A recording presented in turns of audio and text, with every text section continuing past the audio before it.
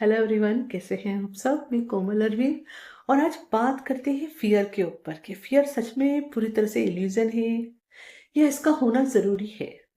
देखिए, अगर मैं ये कहूँ कि अगर फियर पूरी तरह अननेसेसरी है तो आपको लगता है कि गॉड उसे देते हमारे अंदर। अगर गॉड ने फियर भी हमारे अंदर डाला है तो कुछ तो उसका यूज़ है, राइट।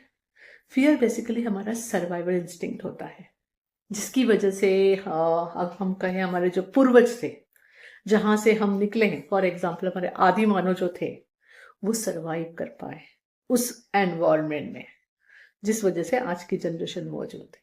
ओके, तो फियर एक सर्वाइवल इंस्टिंक्ट है जिसका होना भी बहुत जरूरी है। आउट ऑफ फियर ही तो हम कई बार ये अच्छे से सोचते हैं कि हमने ये एक्शन ली तो उसका आउटकम क्या हो सकता है।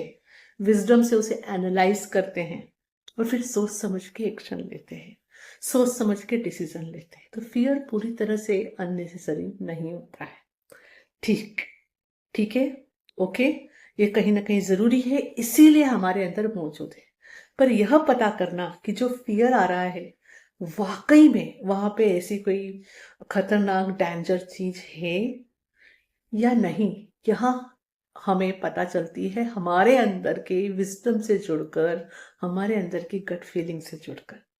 ओके, तो नेक्स्ट टाइम अगर किसी चीज को लेके फियर आ रहा है तो जस्ट उसे सिंपली निग्लेक्ट ना कर दे। इट्स लाइक आप जंगल में जा रहे हैं और झाड़ी हिल रही है, तो आप ये सोच सकते हो हर बार कि हाँ पीछे रैबिट ही होगा। क्या हो सच में अगर शेर है तो, अंडरस्टैंड। तो जरूरत से ज्यादा ये पॉजिटिविटी भी ले डूबेगी।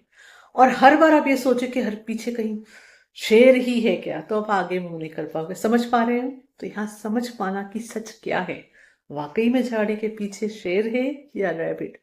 यही आपकी इंस्टिंक्ट, आपका इंट्यूशन, आपकी गट फीलिंग, आपका विजडम काम आता है ना।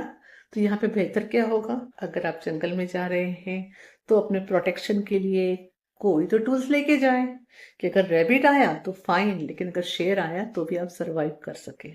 अंडरस्टैंड। तो fear is not the thing which is totally unnecessary, पर कई जगह ये इल्यूजन भी है ना। कई बार क्या होता है, इल्यूजन कहाँ होता है वो मैं बताती हूँ।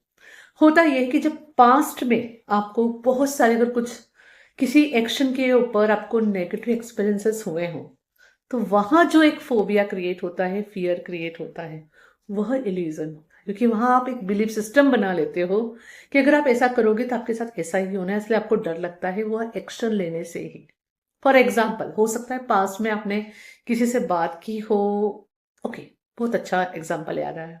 अगर आपने किसी को प्रपोज किया हो, उसने आपको रिजेक्ट कर दिया, ठीक है, या आपको प्यार में धोखा मिला हो, ठीक है। तो अब यहाँ पे आपको वो एक्सपीरियंस से जो फियर क्रिएट होगा ना कि नहीं मेरे साथ हमेशा ऐसा ही होता है, यह इल्यूजन है। अंडरस्टैंड। ऐसा नहीं है कि सभी लोग आपको धोखा ही देंगे, हर बार सच में आपको सच्चा प्यार नहीं मिलेगा। इस इल्यूजन को समझना होता है। अंडरस्टैंड।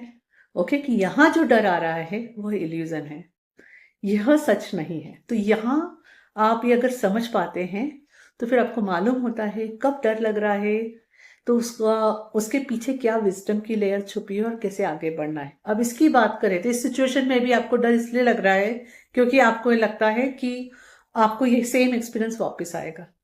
तो यहाँ हम अपने आप से क्रॉस क्वेश्चन करें विजडम के साथ, क्या किया जाए कि सेम एक्सपीरियंस ना आए। क्या ये पैटर्न तोड़ा नहीं जा सकता? बिल्कुल तोड़ा जा सकता है, राइट।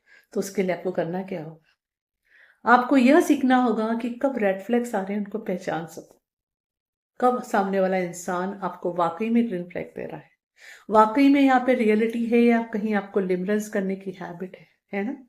अंडरस्टैंड। तो फियर ने यहाँ पे भी आपका बचाव ही किया है, पर यहाँ आपको यह भी समझ में आया है कि जो फियर आ रहा था वो एक इल्यूजन था, है ना। वाकई में उसमें आपके जीने मरने की हालत नहीं हो जाएगी, और जरूरी नहीं है कि हर एक इंसान जिसे आप कनेक्ट कर रहे हैं वो आपको रिजेक्ट ही करेगा। ओके, क्योंकि यहाँ आप एक विजडम सीख लेते हो कि कहाँ रेड फ्लैग है उसको समझना। अगर आपको पहले ही रेड फ्लैग समझ में आने लग जाए तो आप ऐसे इंसान से कनेक्ट ही नहीं करोगे। अंडरस्टूड। और पर ये सब सीखते कैसे हैं हम, लर्न कैसे करते हैं, हमारी ये सोल लेसन्स एक्सपीरियंसेस से।